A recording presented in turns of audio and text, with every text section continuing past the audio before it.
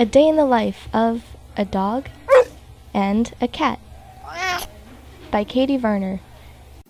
It's morning, my favorite thing. I leap out of my big round bed and make for my master's room.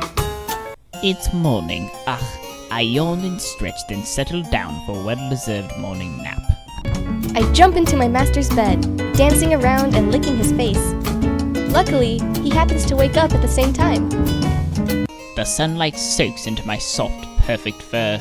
I dream of being supreme ruler of the world, eating only wet food and tuna treats every day. I wake up entirely too soon, again.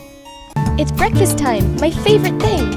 My generous master pours a heaping bowl of kibble, my favorite thing, into my favorite gray bowl. I saunter into my kitchen to find my food dish completely empty. I glare at it and loudly voice my annoyance. It's soon filled by the human that lives in my house. My master pets and scratches me in my favorite spot right behind my ears. He's the most kind and loving and amazing master in the whole world. A human reaches down to stroke my fur and calls me a good kitty. I allow it. This time. Oh no, my master is walking towards the door. Is he leaving? I rush forward to block his path, whining and begging him not to go. I lie down in front of the TV, preparing for another nap. My pleas are no use. My master is already halfway out the door. Desperately, I jump up and plant my two paws onto his chest, staring deeply into his eyes, willing him not to abandon me. He pets me one final time, then turns around and leaves, the door slamming shut behind him. Hurt and alone, I throw my head back and howl in misery for my lost master.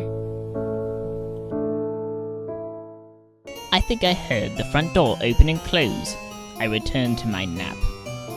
Depression seeps in like cold bathwater. What are walksies and squeaky toys to a dog with no master? I rest my head on my paws and sigh heavily. I'll never move from this spot.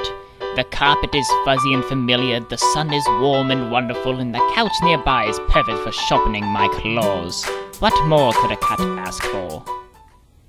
I've lost all sense of the passing of time. Centuries could crawl by and I would never know, for without my master, I am without purpose. I've probably been watching TV for a few hours now.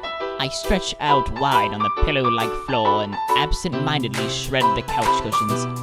Life is good. Life is devoid of all meaning. Oh great, I knew this quality time with myself was too good to be true. My ears perk up at once. Could it be? The front door opens. He's She's back! I rush to my master, leaping up to cover his face in wet, loving kisses. He laughs and pets me, completing this perfect reunion. I walk back to my food dish and wait for it to be filled. Master sits on the couch and I curl up by his side. He pets my head while he calls me a good dog. Head pets are my favorite thing. I lick his hand with love. With delight, I see that the human has redeemed herself for the day. She slides a heap of tender, juicy tuna and chicken wet food into my dish. I meow my acceptance and move to devour it. This was a good day.